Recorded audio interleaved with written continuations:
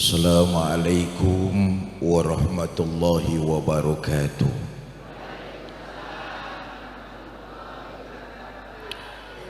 Alhamdulillah, salatu wassalamu ala rasulillah Sayyidina Muhammad ibn Abdullah wa ala alihi wa sahbihi wa mawala, amma ba'du.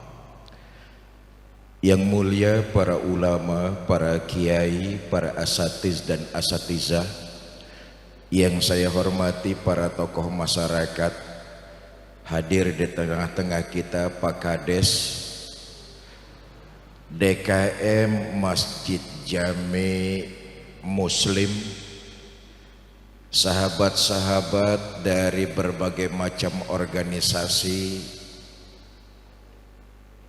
Muhammadiyah, NU dan organisasi masyarakat yang lain, Bapak Ibu, saudara-saudara kaum muslimin yang saya cintai. Agustus adalah bulan yang sakral bagi kita bangsa Indonesia. Kenapa? Karena pada bulan Ramadan tanggal 17 Agustus hari Jumat, negara ini diproklamirkan kemerdekaannya. Kemerdekaan bangsa kita Indonesia bukan hadiah dari penjajah, bukan kado dari Jepang, tapi kemerdekaan bangsa kita ini diraih dengan cucuran keringat, untayan air mata dan genangan darah dari orang-orang tua kita terdahulu. Siapa mereka? Mbahku, mbahmu, mbah kita semua. Betul apa tidak itu? Mereka cucurkan keringat, mereka keluarkan air mata, mereka korbankan nyawa yang cuma satu-satunya demi untuk kemerdekaan bangsa Indonesia tercinta. Maka 17 Agustus hari Jumat bulan Ramadan diproklamirkan kemerdekaan Republik Indonesia. Mereka yang gugur dikenal sebagai pahlawan.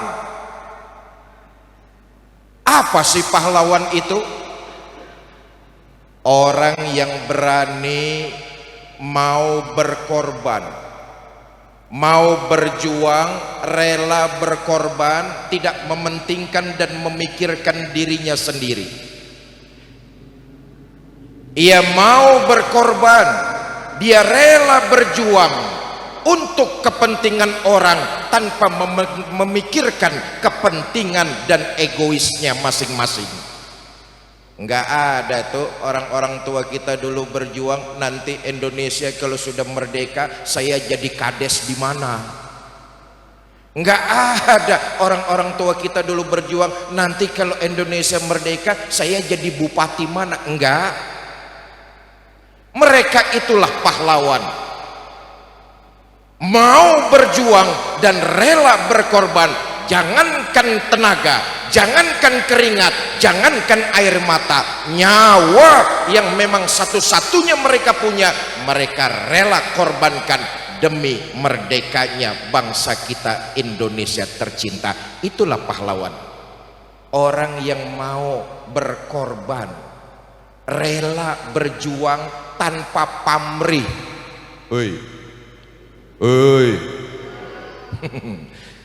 Sekarang ini banyak juga orang yang mau berjuang,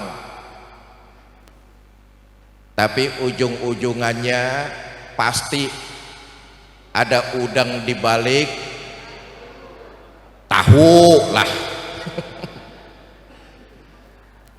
Umumnya begitu sekarang ini. Maka dalam Kamus Besar Bahasa Indonesia itu Yang namanya pahlawan adalah mereka yang mau berjuang dan rela berkorban untuk kepentingan orang lain. Siapa sih pahlawan itu?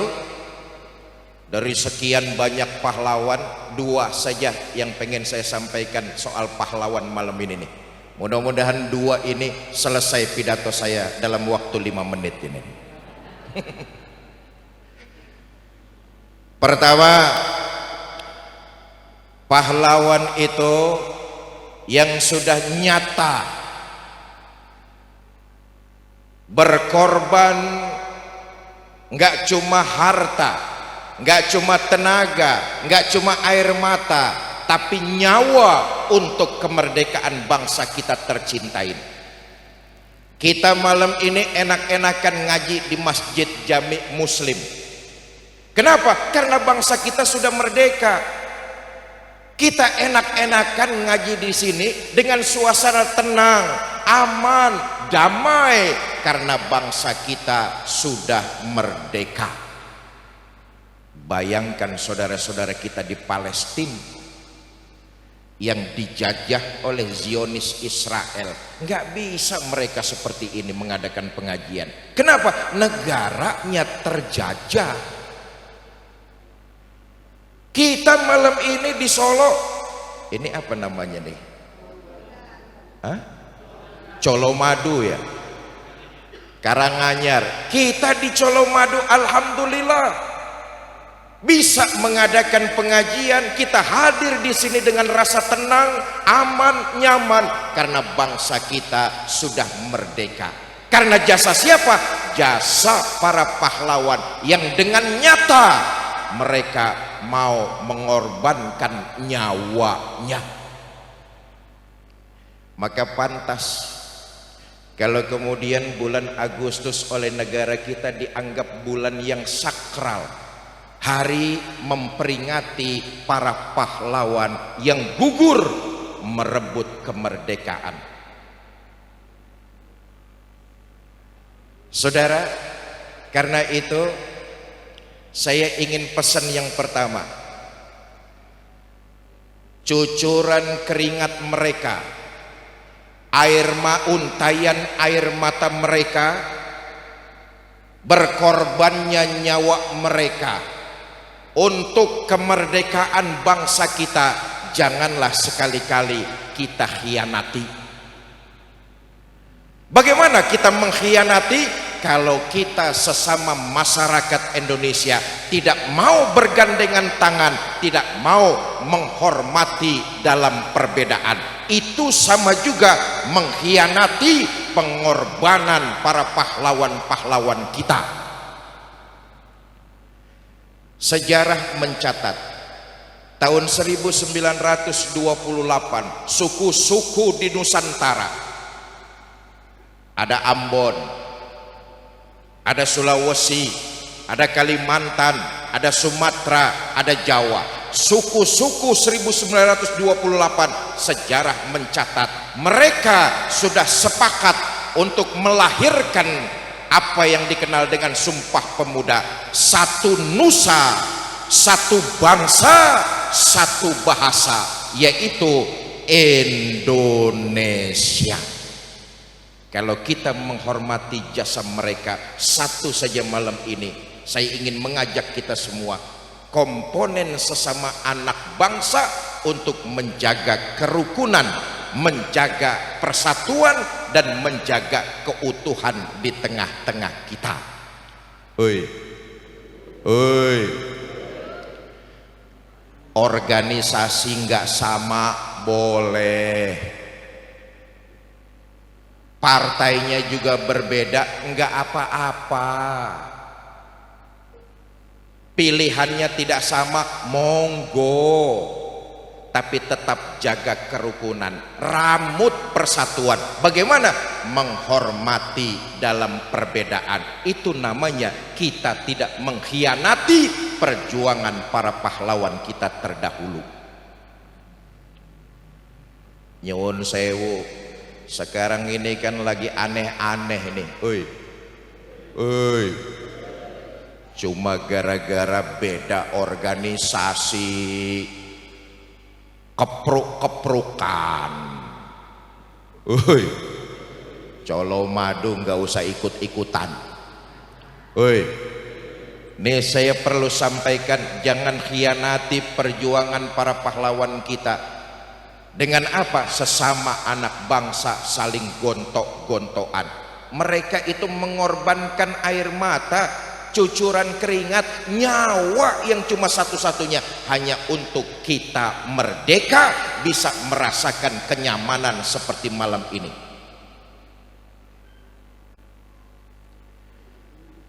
Bapak Ibu, saudara-saudara kaum muslimin yang saya cintai, karena itu menjaga kerukunan, mengisi kemerdekaan, menghargai jasa para pahlawan kita, hendaknya kita harus menghormati dalam setiap perbedaan yang ada di tengah-tengah kita. Nggak usah yang susah-susah, saya pengen ngomong yang gampang saja. Malam ini yang hadir ada nggak 100 orang?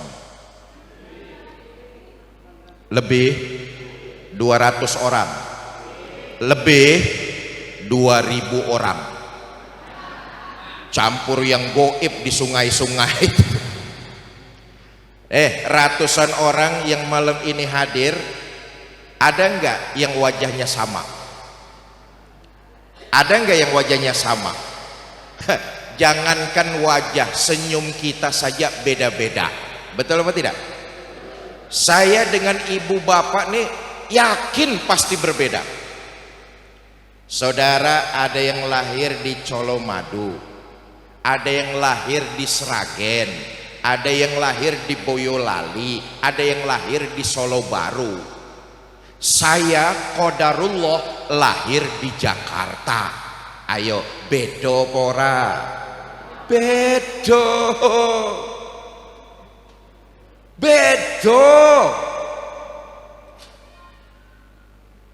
Tapi perbedaan membuat kita menyadari, mensyukuri nikmat kemerdekaan dengan apa?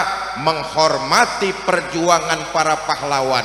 Perbedaan membuat kita bukan saling bermusuhan, tapi harus bergandengan tangan. Itulah kita sebagai keluarga besar bangsa Indonesia. Kita sudah diikat dengan Bhinneka Tunggal Ika. Walaupun kita berbeda, kita tetap satu juga. Jangan coba-coba menghina orang Colomadu. Kenapa? Orang Kalimantan akan marah. Jangan coba-coba menghina orang Maluku. Kenapa? Orang Sumatera akan marah. Jangan coba-coba menghina orang Jawa. Kenapa? Orang Sulawesi akan marah. Jangan coba-coba menghina orang Papua. Kenapa? Kami masyarakat Indonesia akan bangkit membela saudara-saudara kami orang Papua. Begitulah kita berbeda, tapi sudah diikat dengan Bhinneka Tunggal. Saya malam ini datang ke Tohudan. Ini desa Tohudan ya. Ini titik pertama rangkaian safari saya 3 hari di Masjid Muslim desa Tohudan. Ini yang pertama nih, saya baru datang tadi sore. Insyaallah sampai Ahad malam Senin paginya saya harus kembali ke Jakarta. Saya datang ke Tohudan nih malam ini, saya nggak merasa sebagai seorang tamu. Walaupun saya berasal dari suku Betawi, saya nggak merasa datang sebagai seorang tamu. Kenapa? Wong kita sudah diikat Bhinneka Tunggal Ika kok. Kita ini keluarga. Saya datang ke Tohudan hanya merasa seorang keluarga yang datang ke tengah-tengah keluarganya sendiri. Menghina saudara sama juga menghina saya. Menyakiti saudara sama juga menyakiti saya. Saya adalah saudara, saudara adalah saya. Di hatiku ada kamu. Asik. Ya, mensyukuri nikmat kemerdekaan, mengenang jasa para pahlawan kita, jangan khianati pengorbanan mereka. Hendaknya kita sebagai anak bangsa teruslah bergandengan tangan, cari persamaan, bukan malah memperbesar perbedaan. Jelas? Jelas? Satu, pahlawan loh. Yang kedua, pahlawan selain yang berjuang mengorbankan tenaga, harta, bahkan nyawa, selain para pahlawan-pahlawan kita terdahulu, yang kedua, pahlawan kita adalah ibu dan bapak kita. Oi, oi, semua yang datang malam ini ratusan orang nih kan semuanya anak, betul apa tidak? Pasti punya ibu dan punya bapak. Itulah pahlawan yang nyata dalam kehidupan kita. Itulah yang membentuk kepribadian kita. Jasanya luar biasa. Andai kata bumi dan seisinya kita persembahkan buat membayar jasa orang tua kita, tak secuil pun jasanya bisa kita balas. Makanya Quran sampai mewasiatkan kepada kita umat Islam untuk terus berbakti kepada ibu dan bapak kita. Kenapa? Itulah pahlawan buat kita. Perjuangan dan pengorbanan bapak ibu kita nggak perlu kita ragukan lagi. Cucuran keringat, untayan air mata, bahkan nyawa ibu dan bapak kita rela menggantikan posisi kita. Tengoklah ketika kita kecil, saat kita sakit panas, ibu dan bapak kita gelisahnya bukan main. Betul apa tidak? Itulah perjuangan dan pengorbanan ibu bapak kita. Sakitnya kita orang tua yang setengah modar. Betul apa tidak? Maka pahlawan yang kedua yang real dan nyata ada pada kehidupan kita adalah ibu dan bapak kita. Perjuangan dan pengorbanannya tidak perlu diragukan lagi. Bapak perjuangannya nggak perlu kita sanksikan. Kegigihan bapak adalah hidup buat kita. Bapak mencari nafkah hanya untuk membesarkan kita, nggak kenal musim, nggak kenal hujan, nggak kenal kemarau. Pergi pagi pulang petang, kadang-kadang sampai larut malam mengais-ngais rezeki hanya untuk membesarkan dan menyenangkan kita anak-anaknya. Kegigihan bapak adalah kehidupan kita. Perjuangan bapak itu adalah kesuksesan kita. Malam ini yang hadir di sini nih, saya lihat nih sukses semua. Amin.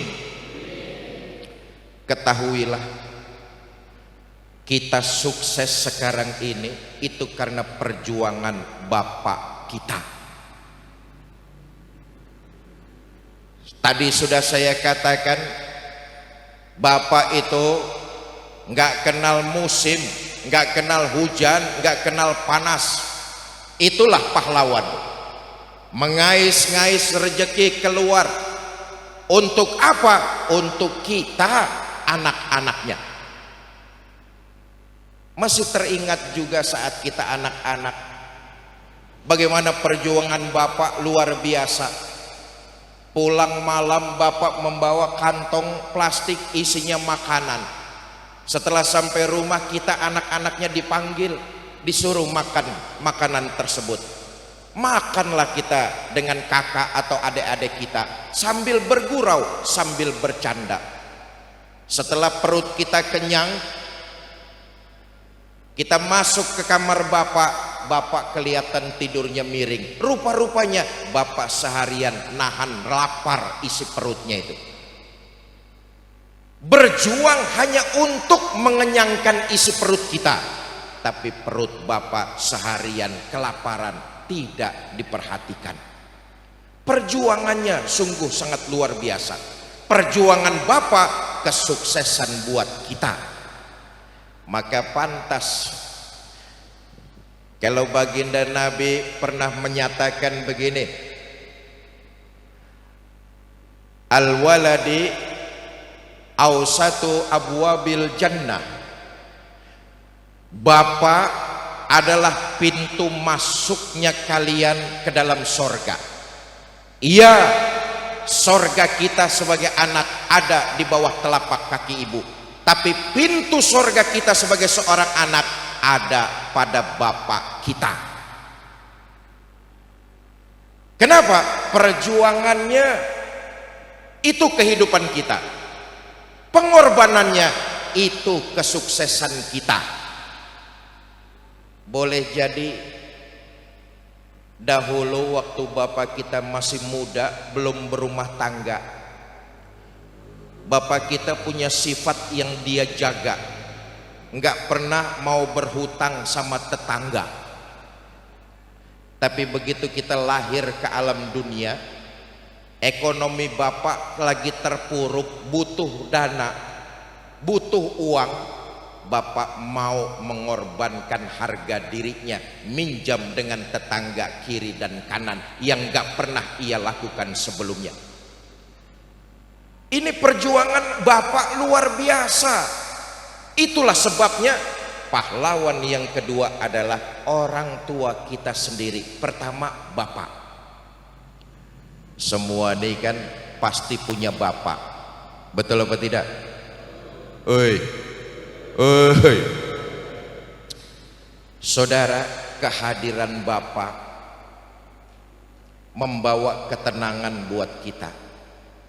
Melihat sosok bapak mendatangkan kebahagiaan di hati kita. Kepergian bapak tidak akan pernah tergantikan untuk selama-lamanya. Saya katakan sekali lagi, pengorbanan bapak kepada kita itu adalah kesuksesan kita. Hari ini kita bisa beli motor, kita bisa beli mobil, kita bisa bikin rumah, itu semua perjuangan yang pernah dilakukan oleh bapak kita. Pantas kalau Al-Quran menyuruh kita setiap anak untuk berbakti terus kepada orang tua, ibu dan bapaknya. Maaf, setelah kita sukses jadi orang, kita sering melupakan jasa ibu dan bapak kita.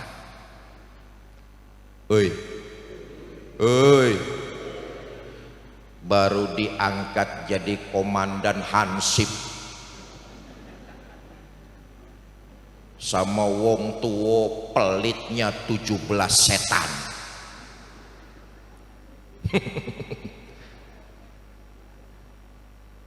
Saudara,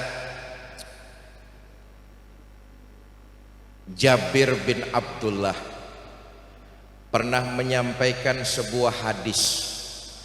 Menurut Jabir bin Abdullah, dahulu ada orang laki datang mengadu kepada baginda Nabi besar Muhammad sallallahu alaihi wasallam. Kata orang ini, "Ya Rasul, bapak saya itu sering ngambilin uang saya." Ini anak ngadu sama Kanjeng Nabi, "Ya Rasul, bapak saya sering jukuti." Jukut tuh apa jukut? Hah? Jipu. Jipu. Oke. Bapak saya tuh suka ngambilin uang saya ya Rasul. Apa kata Nabi? Panggil bapakmu, kamu dan bapakmu datang ke sini. Ulang orang ini, dipanggil bapaknya, dibawa menghadap kepada Nabi. Kata Nabi, "Pak, betul ini anak jenengan? Betul ya Rasul. Bapak sering ngambil uang anak bapak? Ya Rasul, begini, dia sejak dilahirkan sama ibunya, saya asuh, saya didik, saya rawat, sampai dia besar saya sekolahkan, sampai kemudian jadi orang berhasil. Saya asuh, saya didik, saya rawat, saya jaga, saya korbankan semua yang saya ada demi untuk mengasuh anak-anak saya. Tapi ketika anak saya ini tumbuh jadi orang yang sedikit sukses, dia sudah tidak lagi peduli dengan hak-haknya, yaitu berbakti kepada orang tuanya. Hak saya sebagai orang tua adalah anak harus berbakti, tetapi anak saya ini lupa kacang akan kulitnya. Malahan dia enggak jarang ya Rasul, dia membentak dan menghardik-hardik saya. Kalau memang hak saya sebagai orang tua tidak mau diberikan untuk berbakti, ya sudah, anggaplah saya ini sebagai tetangga, perlakukan dengan yang baik. Mendengar jawaban seperti ini, apa yang dilakukan Nabi? Nabi nyekel kerah baju orang tersebut. Nah, nyekel itu apa nyekel? Hah? Dipegang, ngenggiwing, menggiwing. Oh, ya wis ngono lah. Apa yang terjadi setelah orang tua ini bercerita? Nabi memegang kerah baju orang tersebut. Apa kata Nabi? Anta wa maluka li abika. Kamu dan hartamu milik bapakmu. Kenapa? Dia yang bersusah payah, dia yang merawat, dia yang mendidik, dia yang membesarkan kamu. Setelah kamu jadi orang, kamu kurang ngajar, tidak mau memberikan hak kepada orang tuamu, yaitu berbakti. Nih, semua kita nih anak, oi, orang tua kita punya hak untuk kita baktikan. Perjuangan dan pengorbanan mereka luar biasa. Bapak, ibu, nggak kalah penting. Ibu kita itu dia mengandung, melahirkan,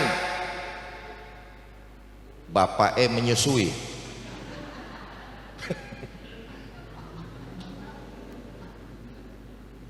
Perjuangan dan pengorbanan ibu kita luar biasa loh Pak. Mengandung, melahirkan, menyusui. Allahu Akbar. 9 bulan setiap kita nih ada di dalam kandungan ibu kita. Betul apa tidak? Perjuangan dan pengorbanan ibu luar biasa. 9 bulan kemana saja ibu pergi, kita selalu dibawa.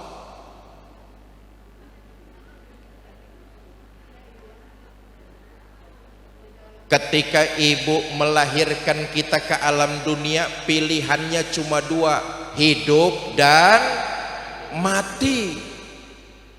Ibu melahirkan kita ke alam dunia, pilihannya 2, kalau enggak hidup ya mati.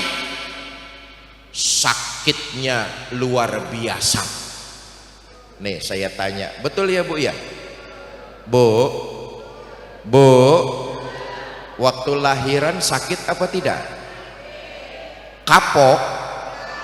Ah, itu tuh.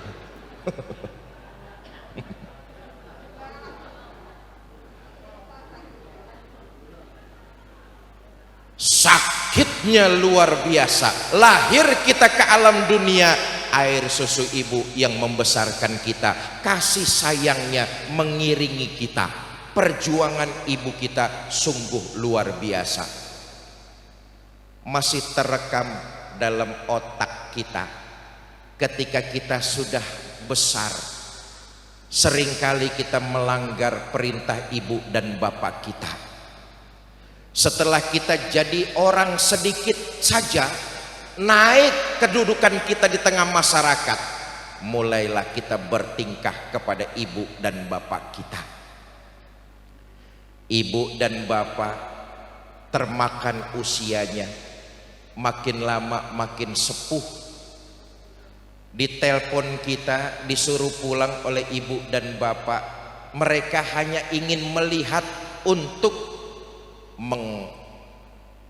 meluapkan rasa kangen kepada kita. Tapi seringkali kita mencari-cari 1000 alasan supaya kita tidak datang untuk menjenguk ibu dan bapak kita.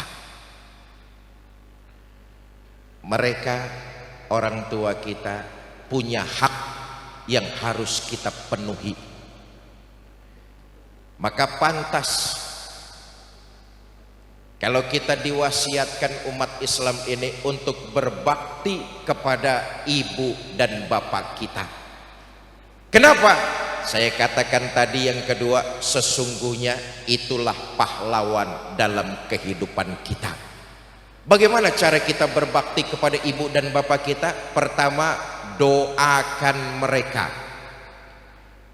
Bukankah dalam setiap sholat selalu doa itu kita sisipkan? Rabbighfirli wali walidayya warhamhuma kama rabbayani. Doa itu kita titipkan, kita selipkan. Kenapa? Kita berbakti kepada ibu dan bapak kita. Kita doakan mereka agar Allah menyayangi mereka sebagaimana mereka menyayangi kita sewaktu kita masih kecil. Kalau orang tua masih ada, doakan mereka. Itu bentuk bakti kita. Kalau orang tua kita sudah tidak ada, tetap doakan mereka. Dan yang kedua, bentuk bakti kita kepada orang tua, kirimkan pahala sedekah yang kita lakukan di alam dunia buat mereka. Kalau orang tua kita masih ada, teruslah berbakti kepada mereka. Nih, saya titip pesan buat adik-adik saya, para pemuda, para remaja desa Tohudan. Para pemuda, ini sing hadir aki-aki kabeh apa iki? Para pemuda Tohudan, saya titip pesan, kalau kalian mau hidup berkah di tengah-tengah masyarakat dalam kehidupan di alam dunia ini, janganlah lupa bakti kalian kepada kedua orang tua. Enggak akan ada bekasnya dalam kehidupan kita. Sampai akhirat orang tua itu akan terus bersama dengan kita.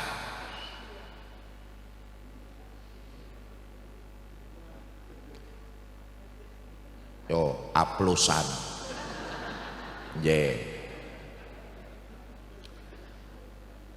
Orang tua itu nggak akan terpisah dari kita sampai akhirat.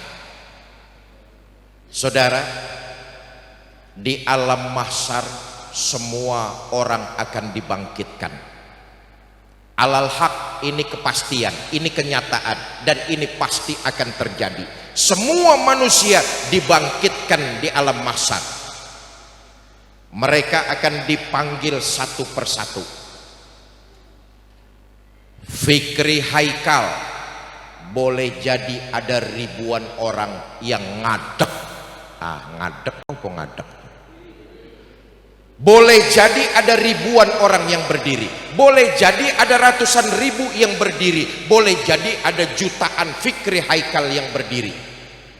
Tapi namanya disambung Fikri Haikal Zainuddin MZ, cuma saya yang berdiri.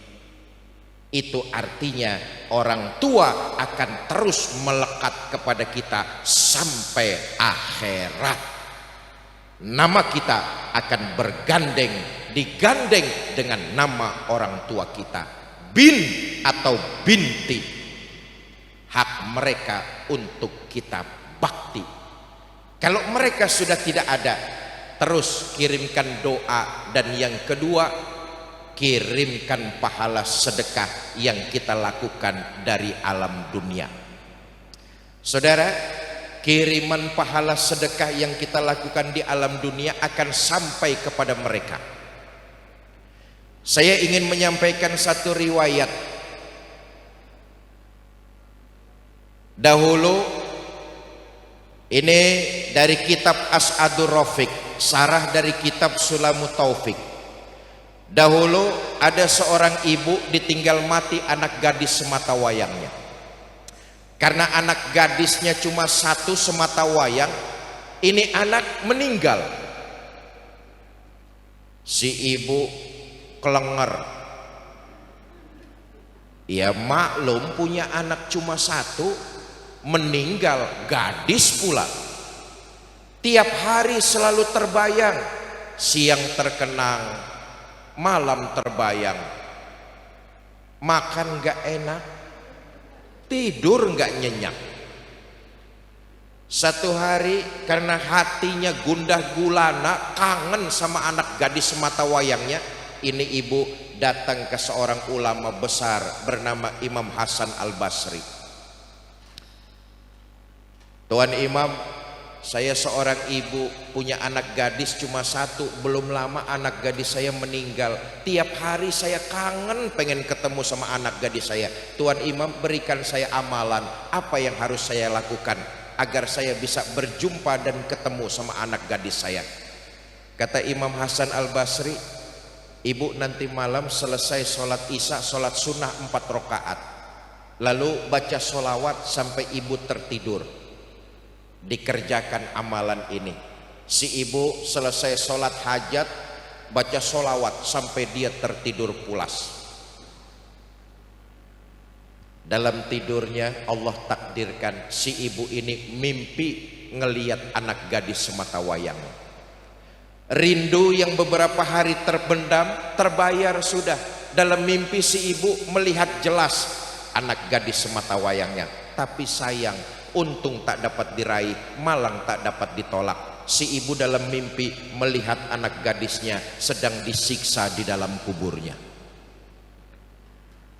Pagi-pagi si ibu ini kembali ke rumah Imam Hasan Al-Basri, laporan, Tuan Imam, semalam amalan Tuan Imam saya kerjakan. Alhamdulillah saya ngimpi ketemu anak gadis saya. Tapi dalam mimpi kenapa anak gadis saya sedang disiksa di dalam kuburnya? Tuan Imam, berikan saya amalan lagi. Apa yang harus saya lakukan? Minimal mengurangi siksa kubur anak gadis saya. Kata Imam Hasan Al-Basri, ibu sedekah saja sesuai dengan kemampuan. Punya tenaga, punya ilmu, punya makanan, punya uang, sedekahkan. Niatkan pahala sedekahnya, kirim buat anak gadis ibu yang sudah meninggal dunia. Pulang ibu ini, hari berganti datang minggu, minggu pergi berganti dengan bulan. Si ibu enggak datang-datang lagi ke rumah Imam Hasan Al-Basri. Satu malam Imam Hasan Al-Basri tertidur. Dalam tidur beliau mimpi bertemu gadis ayu, cantik, montok,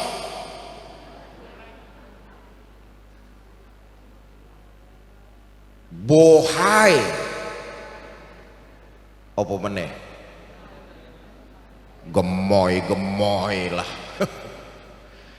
Dalam mimpi Imam Hasan Al-Basri bertemu melihat gadis cantik berdiri di depan gedung megah dan mewah sambil memakai mahkota berlapiskan emas, bertahtakan berlian, intan dan mutiara.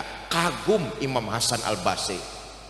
Ene wong wedok wayu berdiri di depan gedung megah make mahkota, cantik tenan, luar biasa. Lagi kagum-kagumnya gadis itu datang mendekat. Kata gadis tersebut, Tuan Imam kenal nggak sama saya? Kata Imam Hasan Al-Basri, saya nggak kenal mbak. Tuan Imam, beberapa hari lalu datang seorang ibu minta amalan. Tuan Imam berikan amalan sedekah. Kata Tuan Imam, niatkan pahala sedekah itu buat anak gadisnya yang sudah meninggal dunia. Tuan Imam, itu ibu saya. Satu hari ibu saya bersedekah sepotong roti. Allahu Akbar. Sepotong roti, pahalanya disedekahkan buat saya. Alhamdulillah, atas rahmat Allah, pahala itu sampai kepada saya. Saya terbebas dari siksa kubur berkat sedekah yang dilakukan oleh ibu saya. Inilah salah satu bukti bahwa kiriman pahala sedekah yang kita lakukan di alam dunia buat orang tua kita yang sudah meninggal dunia, hakul yakin akan sampai kepada mereka dan mereka senangnya luar biasa. Yang kedua, kalau orang tua kita sudah meninggal dunia, masih terus kita berbakti kepada mereka, karena mereka lah yang menyebabkan kita seperti sekarang ini. Perjuangan dan pengorbanannya nggak terkira, maka terus kita berbakti walaupun sudah meninggal dunia dengan mendoakan dan mengirimkan pahala sedekah yang kita lakukan di alam dunia tanpa mengurangi pahala sedekah kita. Ya, malam ini saya ingin mengajak kepada kita semua untuk mengirimkan pahala sedekah buat orang-orang tua kita, leluhur-leluhur kita, termasuk pahlawan-pahlawan kita yang sudah berjuang luar biasa untuk kita nikmati sekarang ini dengan amalan sedekah. Pahala sedekahnya kita khususkan buat mereka semua. Bapak Ibu saudara-saudara mau mengirimkan pahala sedekah? Yang jawab 30 orang. Saudara-saudara mau mengirimkan pahala sedekah? Bawa uang berapa? 5.000. Nggak apa-apa. Sedekah itu bukan soal nominalnya, bukan soal jumlahnya. Betul apa tidak? Yang penting ketulusan dan niat kita. Soal jumlahnya mah nomor 1. Buat apa sedekah jumlahnya kecil tapi enggak ikhlas? Mendingan sedekah besar tapi ikhlas. Betul. Nah, nanti teman-teman panitia akan mengitarkan kotak-kotak amal. Ibu bapak isi seikhlasnya sambil niatkan pahala sedekah itu buat orang tua kita, buat leluhur kita, buat para pahlawan-pahlawan kita yang jasanya hari ini kita nikmati berupa kemerdekaan negara kita tercinta Indonesia. Mana panitia? Sudah siap? Dimulai dari saya dulu sini. Sambil kita iringi dengan kalimat istighfar. Astaghfirullah Rabbal baraya, astaghfirullah minal khataya, astaghfirullah Rabbal baraya, astaghfirullah minal khataya,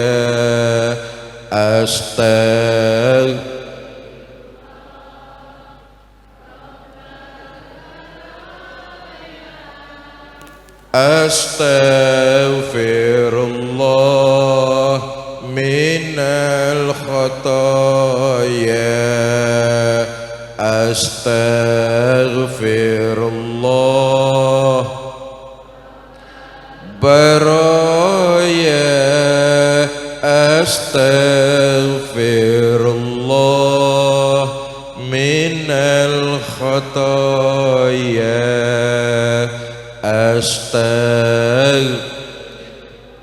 Allahumma arhamna fa innaka khairur rahimin, Allahumma ansurna fa innaka khairun nasirin, Allahumma ighfir lana wa liwalidayna warhamhuma kama rabbayana shaghira, Allahumma iftah lana fa innaka khairul fatihin, Allahumma arzuqna fa innaka khairur raziqin birahmatika ya arhamar rahimin.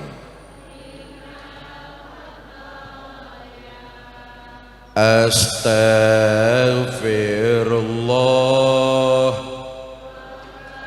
baraya, astaghfirullah minal khata baraya setunggal mawon.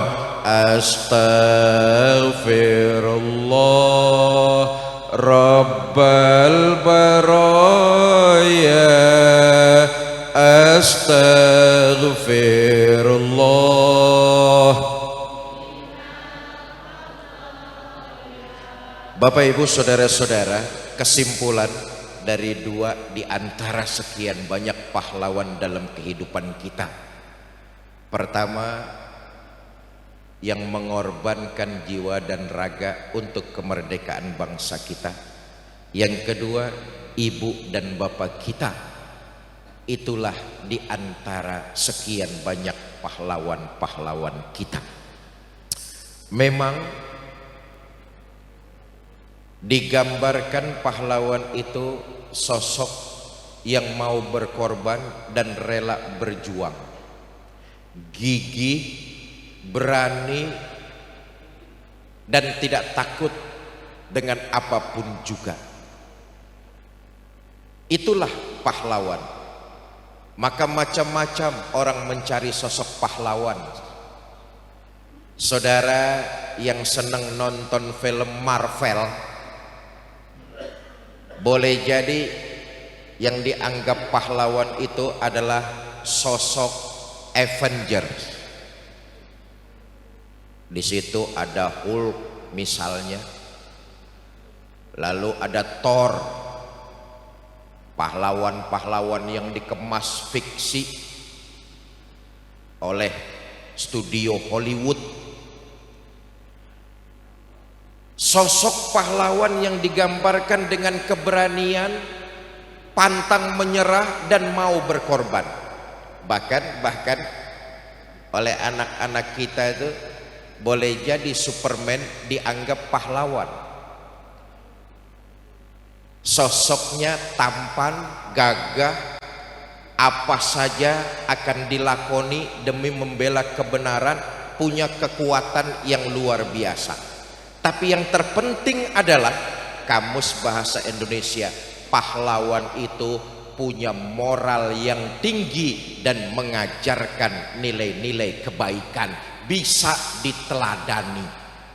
Pahlawan kita yang memerdekakan bangsa ini, Panglima Besar Jenderal Sudirman, Imam Bonjol, Siliwangi, Diponegoro, Hadratus Syekh Hasyim Asy'ari, Kiai Haji Ahmad Dahlan, semua pahlawan-pahlawan kita itu mereka punya moral yang tinggi dan bisa untuk diteladani. Ini yang penting. Ibu dan bapak kita punya moralitas tinggi dan bisa kita teladani. Kenapa? Mengajarkan nilai-nilai kebaikan kepada kita anak-anaknya. Kalau pahlawan-pahlawan dunia fiksi, bagaimana mau mencontohnya, bagaimana mau meneladaninya? Wong itu karangan. Apalagi neladani Superman, ora iso. Apa sing diteladani? Wong pakai kancut kuali. Maka jelaslah dua malam ini yang saya sampaikan, kita teladani moral para pahlawan kita. Kita teladani moral dari orang tua, ibu dan bapak kita. Nah, saudara-saudara, malam ini tadi saya sudah sampaikan malam saya pertama di Masjid Jami Muslim. Saya terima kasih kepada Pak Kades, DKM Masjid, dan teman-teman dari berbagai macam elemen organisasi serta Yayasan Darud Dakwah. Yayasan Darud Dakwah ini dipimpin oleh Ustadz Hardi. Inilah yang memfasilitasi saya muter malam ini di Colomadu. Beliau pengasuh pondok pesantren Darul Ilmi di Lombok. Yayasannya disebut Yayasan Darud Dakwah. Besok insya Allah doakan tanggal 14 kami akan meletakkan batu pertama pemancangan tiang Pondok Pesantren Darul Ilmi di Pondok Pesantren daerah NTB Lombok. Tanggal 14 besok insya Allah dicanangkan pemasangan tiang pertama pembangunan pondok pesantren. Doakan biar pembangunan ini Allah berikan keridhaan, kelancaran dan kemudahan sehingga dapat mencetak, mendidik dan melahirkan generasi-generasi Qur'ani di masa-masa yang akan datang. Kami sedang mengusung sebuah program yaitu mencetak 1 juta penghafal Al-Quran. Sebagai base campnya adalah Lombok itu. Pembangunan pondok pesantrennya dimulai tanggal 14 besok. Base campnya di sana. Selama ini sudah ada 13 pondok pesantren yang tersebar di Jawa yang ikut dalam program mencetak 1 juta penghafal Al-Quran. Saudara, program ini bukan program hayalan, tapi program kenyataan. 1 juta penghafal Al-Quran itu bukan fantastis, bukan hayalan, bukan, ini kenyataan. Kita ini umat Islam di Indonesia mayoritas, betul apa tidak? Jumlah penduduk Indonesia 285 juta jiwa. Islam itu 87%. Kira-kira 225 juta orang yang beragama Islam itu ada di Indonesia. Dari Aceh sampai Papua termasuk Colomadu. 225 juta orang, banyak apa tidak? Wakeh. Kita punya potensi yang besar, kita punya kekuatan yang luar biasa, cuma sayangnya belum termanage dengan baik. Sekarang ini terbanyak penghafal Al-Qur'annya masih dipegang Palestina. Padahal Palestina populasi warganya saja cuma belasan juta orang. Kita di Indonesia ratusan juta. Karena itu ini bukan program hayalan, tapi program kenyataan. Mudah-mudahan kalau kita semua umat Islam mau bergandengan tangan, bahu membahu, saling membantu dalam program-program ini, insya Allah tidak perlu waktu yang lama Indonesia akan jadi terbanyak penghafal Al-Qur'annya. Amin ya rabbal. Dan salah satu penghafal Quran tersebut mudah-mudahan anak putu keturunan kita semua. Ya Allah, luar biasa, punya keturunan yang jadi penghafal Al-Quran. Allah akan berikan kemuliaan di padang mahsyar. Ketika orang-orang dibangkitkan, si anak oleh Allah diperintahkan untuk memberikan kemuliaan kepada ibu bapaknya, memakaikan mahkota di atas kepala ibu dan bapaknya. Mudah-mudahan ke depan dari Colomadu, khususnya desa Tohudan, penghafal Al-Quran tersebut mudah-mudahan anak putu keturunan kita semua. Nah, sekelumit Ustadz Hardi akan menyampaikan tentang program tersebut, sekaligus mengajak kepada kita jamaah masjid muslim untuk ikut berkontribusi dalam mencetak 1 juta penghafal Al-Quran. Tapi lagi-lagi saya ingatkan, kalau nanti Bapak Ibu jamaah ada yang ingin ikut berinfak dan bersedekah, niatkan pahalanya, bakti kita kepada kedua orang tua, pahala itu khusus kirimkan buat mereka, dan mereka senangnya luar biasa. Yakinlah itu akan menambah nilai keberkahan hidup kita di dunia, karena kita berbakti kepada kedua orang tua kita. Pada Ustadz Hardi, waktu dan tempat saya persilakan.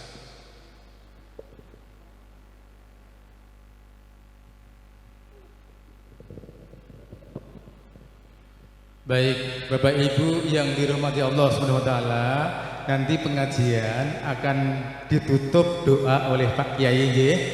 Kami minta waktu sekitar 10 menit sampai 15 menit menyambung apa yang tadi Pak Kiai bilangkan, bahwa satu, dalam safari dakwah ini memang kita ada program yaitu mencetak 1 juta penghafal Al-Quran. Sebagai wujudnya adalah kita sudah membina 13 pondok pesantren yang tersebar di seluruh Indonesia.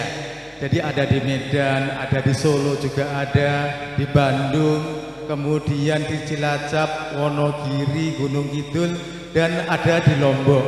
Untuk itu mohon dukungan dari Bapak Ibu sekalian dalam rangka program mencetak 1 juta penghafal Al-Quran seluruh Indonesia. Nanti dukungan dari Bapak Ibu semua akan diberi apresiasi oleh Pak Kiai. Apa itu apresiasinya?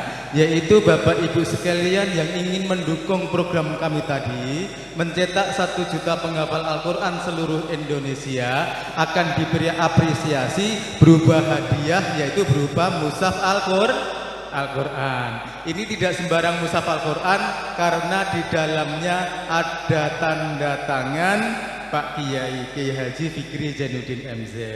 Nanti bagaimana caranya Ustadz supaya kita bisa mendukung itu dan bisa diberi kenang-kenangan oleh Pak Kiai? Nanti yang berminat silahkan angkat tangan, kemudian maju ke depan sini. Setelah maju ke depan, nanti mushaf Al-Qurannya akan diberikan oleh Pak Kiai langsung. Setelah mendapatkan mushaf Al-Quran, Bapak Ibu yang maju ke depan didoakan oleh Pak Kiai semoga sekeluarga jadi ahli Quran. Amin. Setelah itu masih dapat doa lagi. Doa apa itu Ustaz?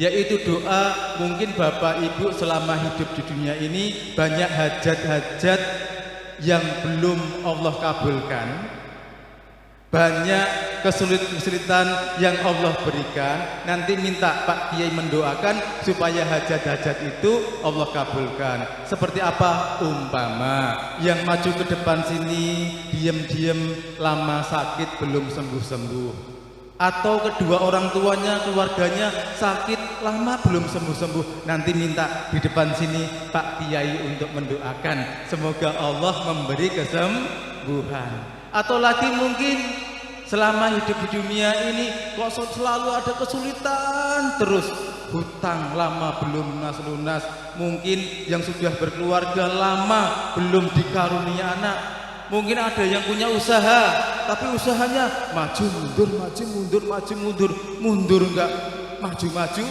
jatuh bangun, jatuh bangun, jatuh enggak bangun, bangun. Yang intinya semua kesulitan dunia, semua hajat-hajat dunia yang belum Allah kabulkan atau belum Allah selesaikan, nanti minta Pak Kiai untuk mendoakan supaya apa? Allah memberi atau mengabulkan hajat-hajat kita. Pak Kiai ini musafir, apa kata Nabi? Musafir itu insya Allah doanya mustajab.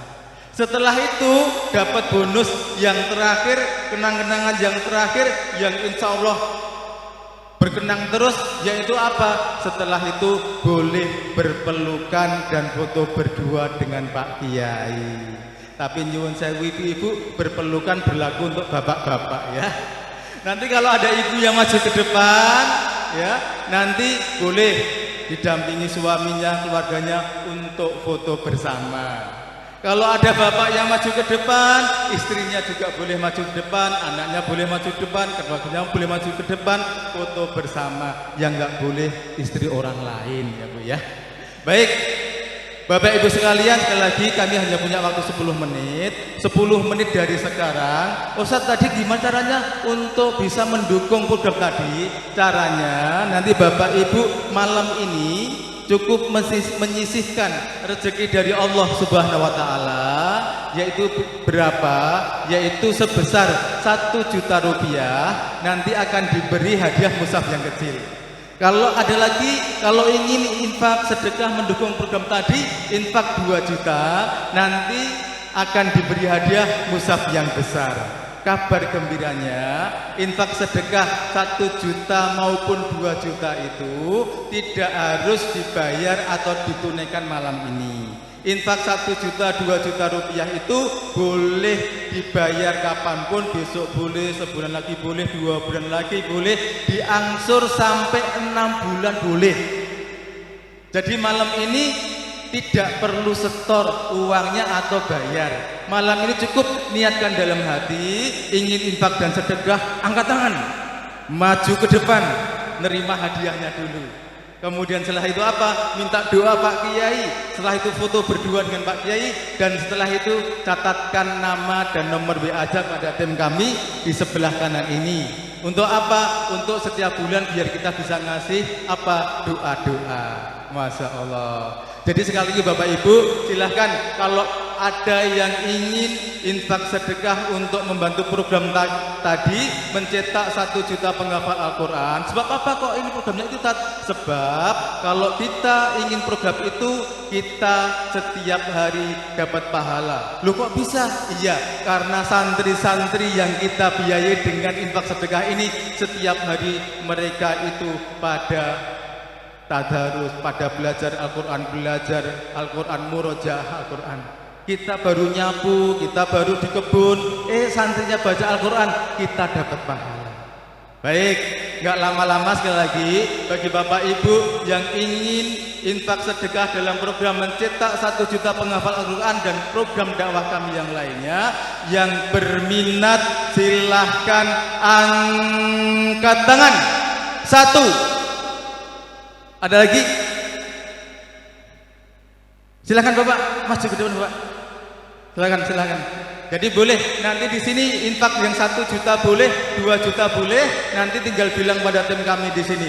Ada lagi Pak sana 2, masya Allah ada yang maju ke depan. Silakan. Yang di belakang boleh 3 Ibu, masya Allah. Takbir, Allahu Akbar. Ada lagi? Oh 4, silakan Ibu, silakan. Antri di sini nanti biar. Silakan Bapak, antri di sana ya, panitia, Mas diatur. Silakan Ibu, ya. Ibu silakan yang di belakang tadi silakan, ya silakan. Ada lagi Bapak Ibu. Sekali lagi Bapak Ibu bahwa dalam infak sedekah ini sekali lagi bahwa untuk menunaikannya pertama tidak harus malam ini. Malam ini cukup niatkan dalam hati, kemudian angkat tangan dan maju ke depan.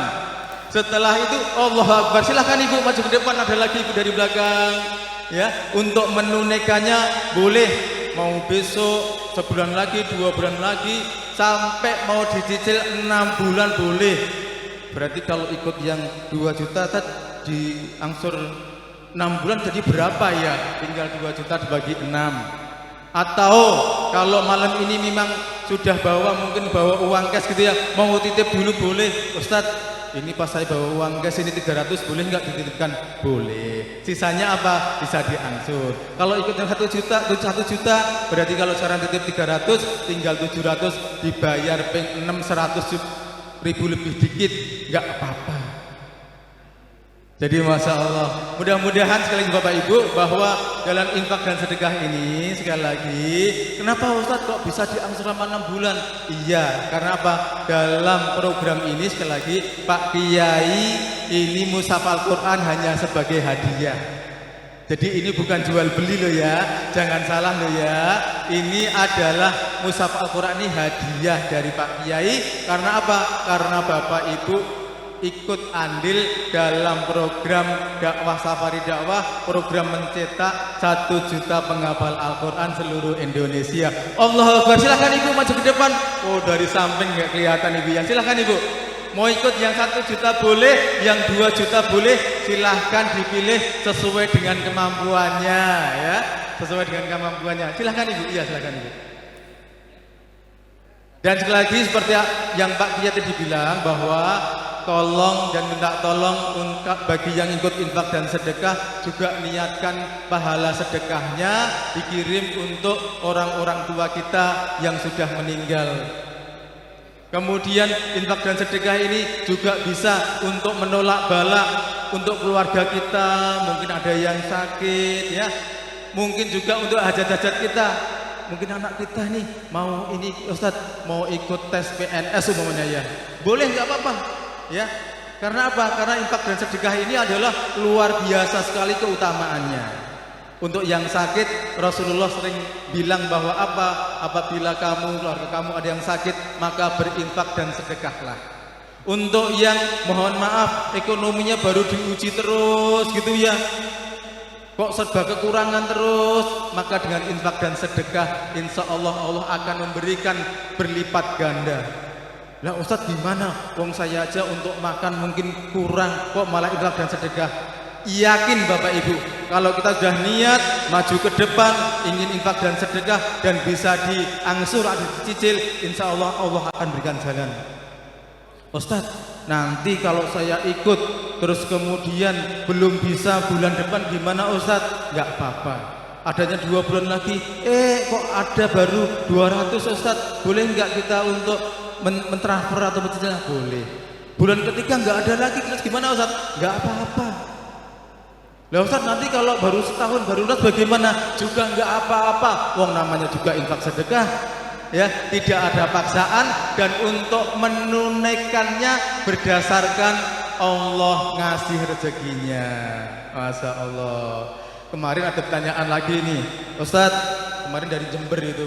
Saya ini kan cuma pensiunan. Ya, cuma pensiunan. Kemudian kalau saya ikut yang 1 juta, tetapi kalau saya hanya bisa nyicilnya per bulan 100.000 boleh enggak? Boleh. Jadi semuanya itu sesuai apa? Sesuai dengan rezeki yang Allah beri. Terus yang unik ini dari Bandung kemarin. Ustadz, ini kan saya mau ikut. Insya Allah ini saya udah bawa nih uang 200. Bulan depan insya Allah saya aja nih 200 juga ada lagi. Tapi bulan ketiga, bulan keempat pas saya nggak ada, bulan kelima Allah panggil saya duluan, bagaimana Ustadz? Berarti saya hutang dong, saya dosa dong. Insya Allah tidak Bapak Ibu. Loh kok bisa Ustadz? Kan saya punya hutang. Sekali lagi kami bilang bahwa dalam infak dan sedekah ini berhubung mushaf Al-Qur'annya itu hanya hadiah, maka tidak ada kata-kata hutang piutang. Karena apa? Tidak ada akad jual beli. Ini hanya hadiah. Kecuali kalau jual beli itu ada hutang piutang. Berhubung ini tidak jual beli dan itu adalah hanya infak dan sedekah, maka tidak ada kata-kata hutang piutang. Loh, apakah ada dalilnya Ustadz? Ada. Coba, Rasulullah SAW bersabda, apabila kamu mengetahui melihat saudara kamu sedang infak dan sedekah, tetapi kamu belum bisa melaksanakannya, maka niatkan dalam hati kamu, ya Allah, nanti kalau Engkau beri rezeki, saya akan infak dan sedekah seperti itu. Apa kata Rasulullah? Orang yang sudah punya niat seperti itu sudah dapat pahalanya. Masya Allah. Padahal infak sedekahnya aja belum dilakukan, tapi sudah dapat pahalanya. Maka berdasarkan hadis ini kami bersama Pak Kiai memberikan kelonggaran yang sebesar-besarnya. Monggo Ibu, monggo. Memberikan kelonggaran yang sebesar-besarnya untuk menunaikannya, dan kami tidak memaksa. Ya, kudu bayar. Oh enggak. Menunaikannya berdasarkan apa? Kalau sudah dapat rezeki dari Allah Subhanahu wa taala. Masyaallah. Bapak Ibu rahimakumullah, seperti yang Pak Kia tadi bilang bahwa kami sudah membina 13 pondok pesantren di seluruh Indonesia. 2 di Medan seperti yang saya bilang tadi, 2 pondok pesantren di Medan, ada di Bandung, ada di Solo Raya, ya. Ya, silakan Ibu, silakan. Kemudian yang di dekat sini ya, itu ada di Ngemplak Boyolali. Kemudian ada di Andepas maju dikit kiri jalan di Makam Haji berarti itu ya. Silakan Ibu, silakan. Kemudian yang saat ini kami akan kerjakan adalah membangun pondok pesantren yang ada di Lombok. Kenapa kok sekarang baru bangun Ustadz? Iya, karena pondok pesantren sana itu semuanya serba kekurangan. Padahal santrinya sudah ada 216. Saat ini belajarnya itu di musola kecil. dengan masjid ini aja besar masjid ini. 3 kali lipat bahkan masjid ini. Jadi sana cuma hanya serambi gitu, jadikan musola sekaligus belajar untuk 216 santri. Maka itu kemudian Allah kasih rezeki kepada yayasan kita dari berbagai umat Islam yang ada di seluruh Indonesia. Kami belikan tanah sebesar 1000 meter. Ya, setelah udah beli, kemudian insya Allah kita bangunkan tanggal 14 Agustus besok. Ya, itu kita akan pancangkan tiang pertama. Nanti insya Allah Pak Kiai hadir, ya, Pak Kiai Haji Fikri Zainuddin Yamjid hadir ke sana. Kemudian ada satu lagi ustazah yang insya Allah sekarang on fire ya, baru viral, yaitu Ustazah Angelina Sondak, juga selalu membersamai kami seperti Pak Kiai ini. Untuk apa? Untuk supaya bisa membangunkan pondok pesantren yang ada di Lombok. Insya Allah beliau tanggal 14 Agustus juga hadir ke sana. Jadi mohon doa restunya, nanti mudah-mudahan pembangunan pondok pesantren ini, pondok pesantrennya namanya Pondok Pesantren Loftahfidz Nurul Ilmi, ya, Nurul Ilmi. Yayasan kita yang menaunginya adalah Yayasan Cinta Darud Dakwah Lombok. Jadi masya Allah, silahkan Bapak Ibu, nanti kalau kepingin lihat ya, apa benernya ada Yayasan Cinta Darud Dakwah Lombok, apa benar ada Pondok Loftahfidz Nurul Ilmi, silahkan buka di website, ada di situ Yayasan Cinta Darud Dakwah Lombok, ya, di situ. Situ banyak sekali sudah kita upload ya di medsos itu kegiatan setiap hari ya, termasuk safari dakwah ini. Jadi masya Allah, silakan Bapak Ibu sekali lagi, waktu tinggal sekitar 2 menit ya, sekitar 2 menit waktu. Silakan Bapak Ibu kalau ada yang mau nyusul, boleh infak yang 1 juta boleh, 2 juta boleh, silakan.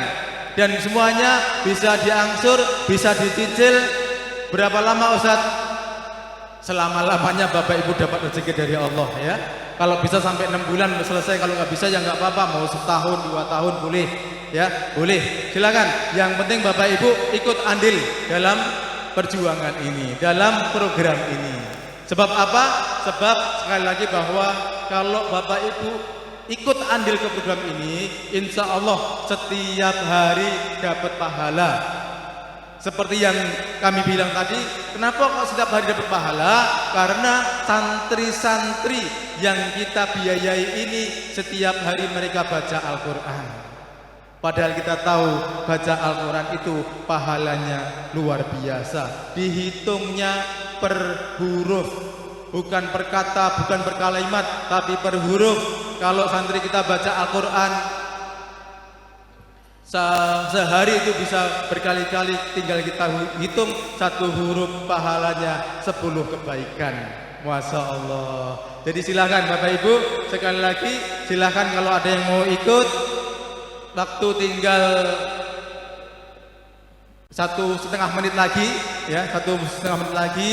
Silakan sebelum ditutup nanti jangan apa istilah yang Jawa, ojo gelo ning mburi. Ya, bareng ketok omah kok aku mau ramelu yo, padahal pahalanya luar biasa ya. Padahal untuk menunaikan mun sak karep-karepe dhewe meneki pira per bulane kan gitu kan. Bisa per bulan 50.000 ya bisa, 100.000 ya bisa ya. Itu tergantung kita punya apa? Punya niat dan punya rezeki dari Allah. Silahkan Bapak Ibu. Kemudian nanti satu lagi program, bahwa kita ada program yang beasiswa tadi, pondok pesantren kita tadi ada semuanya gratis. Jadi Bapak Ibu kalau punya putra putri atau saudaranya punya putra putri atau tetangganya ingin mondok ya, pondok kita adalah pondok tahfidz penghafal Al-Quran, silahkan bisa didaftarkan pada kami. Semuanya gratis. Dari tingkat SD, SMP, SMA sampai kuliah atau Mahat Ali, semuanya gratis, semua kita biayai. Ya, silahkan. Ya, silahkan. Nanti bisa daftarkan pada kami ya, daftar pada kami. Pondok pesantrennya sekali lagi ada yang di Solo, ada yang di Bandung, di Medan, kemudian di Jogja juga ada, Gunung Kidul, Wonogiri juga ada, di daerah Batu Retno, kemudian ada di Cilacap juga ada. Komplit, monggo silakan, enggak apa-apa ya, silakan. Baik, 1 menit lagi mungkin ada Bapak Ibu yang mau nyusul. silahkan, ada? Sebelum nanti kita tutup doa dengan Pak Kiai, ada? Bapak-bapak ada? Satu lagi? 1 menit lagi maksudnya? Ada? Baik, kalau nggak ada, sekarang kita ikuti doa yang akan dipimpin oleh Pak Kiai. Nah, nanti bakal ibu yang kok ini mau maju itu kok gimana, nanti sungkan atau apa, malu gitu ya, nanti boleh nyusul ya. Setelah doa, nah Pak Kiai sebentar di sini, nanti bapak ibu yang mau nyusul boleh ya, mau nyusul boleh, tinggal bilang kepada panitia. Baik, bapak ibu sekalian, gimana ibu? Ada, oh bapak mau ikut, masya Allah, siap. Mari pak, mari pak. Ya silakan bapak, silakan ya. Jadi sekali lagi, nanti setelah doa ya, boleh nyusul ya, setelah doa boleh nyusul. Ya, monggo.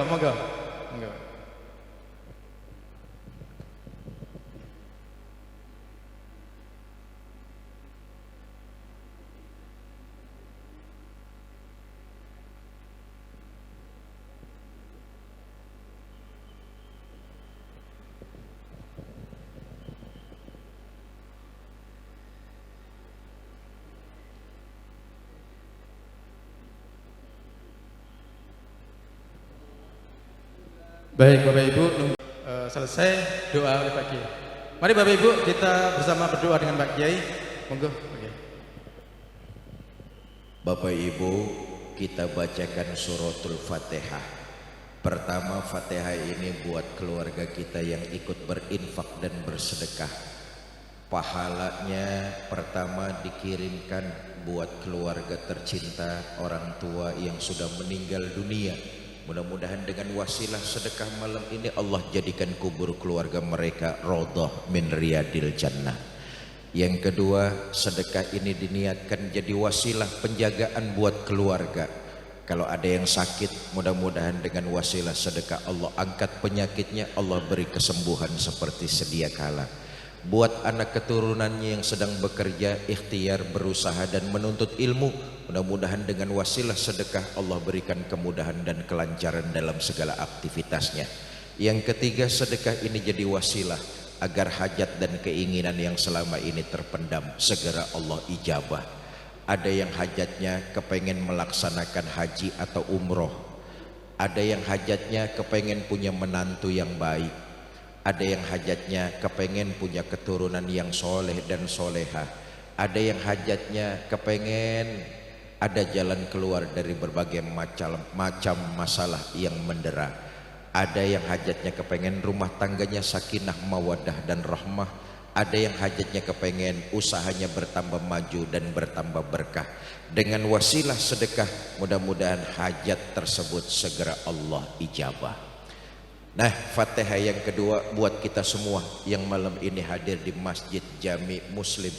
Mudah-mudahan semua kita dipanjangkan umur dalam taat kepada Allah, diberikan kita rumah tangga sakinah mawaddah dan rahmah, dikaruniakan kita keturunan soleh dan soleha, seluruh kita diwafatkan dalam kondisi husnul khatimah. Bitilkal niyah. Al-Fatihah. A'udzubillahi minasyaitonirrajim. Bismillahirrahmanirrahim. Alhamdulillahirabbil alamin arrahmanir rahim maliki yaumiddin. Iyyaka na'budu wa iyyaka nasta'in. Ihdinas siratal mustaqim. Siratal ladzina an'amta 'alaihim ghairil maghdubi 'alaihim waladdallin. Rabbighfir lana wa liwalidayna amin. Astaghfirullahalazim. Allahumma salli wa sallim wa barik ala sayyidina Muhammad wa ala alihi wa sahbihi ajma'in. Allahumma ya muyassir kulli asir, yassir alaina kulla asir, fatafsirul asir alaika yasir. Allahumma ma la yahtaju ilal bayani wa tafsir, hajatuna ilaika kasir, wa anta alimun biha wa basir. Allahumma gfir lahum warhamhum wa'afihim wa'afu anhum waj'alil jannata maswahum wa akrim nuzulahum wa wasi' madkhalahum wa nawir kuburahum birahmatika ya arhamar rahimin. Allahumma inna nakhafu minka wa nakhafu mimman nakhafu minka wa nakhafu mimman la yakhafu minka. Rabbighfir lana wa liwalidayna warhamhuma kama rabbayana shaghira wa li jami'il muslimina wal muslimat mu'minina wal mu'minat al ahya'i minhum wal amwat. Rabbana atina fid dunya hasanah wa fil akhirati hasanah wa qina azabannar. Wa sallallahu ala sayyidina Muhammad wa ala alihi wa sahbihi wa sallam wa akhiru da'wana anil hamdulillahi rabbil alamin. Ini saja yang dapat saya sampaikan, mudah-mudahan ada manfaat, lebih kurang saya mohon maaf. Billahi taufik wal hidayah. Assalamualaikum warahmatullahi wabarakatuh. Waalaikumsalam warahmatullahi wabarakatuh. Selesai sudah Bapak Ibu pengajian kita pada malam ini. Saya mewakili tim Safari Dakwah Kiai Haji Fikri Zainuddin MZ dan Yayasan Darul Dakwah. Apabila dalam pengajian ini kami ada silap kata, kami mohon maaf yang sebesar-besarnya. Kami kembalikan kepada MC. Wassalamualaikum warahmatullahi wabarakatuh. Waalaikumsalam warahmatullahi wabarakatuh. Jazakumullah khairan katsiran. Terima kasih atas penyampaian tausiah dan doa oleh Ustadz Kiai Haji Fikri Zainuddin MZ. Semoga apa yang telah disampaikan dan doa oleh beliau dapat memberikan manfaat sekaligus amalan baik bagi kita semuanya, serta doa yang dipanjatkan bisa dikabulkan Allah Subhanahu wa taala. Alhamdulillahirabbil alamin. Sudah pengajian akbar pada malam hari ini. Saya selaku pembawa acara mohon maaf jika ada khilaf, kata yang tidak baik. Mari kita akhiri, kita tutup dengan bacaan hamdalah dan doa kafaratul majelis bersama-sama. Alhamdulillahirabbil alamin. Subhanakallah bihamdika asyhadu an la ilaha illa anta astaghfiruka wa atubu ilaik. Assalamualaikum warahmatullahi wabarakatuh. Mohon kepada pengurus dan takmir masjid, pengurus masjid untuk bisa foto bersama dengan beliau.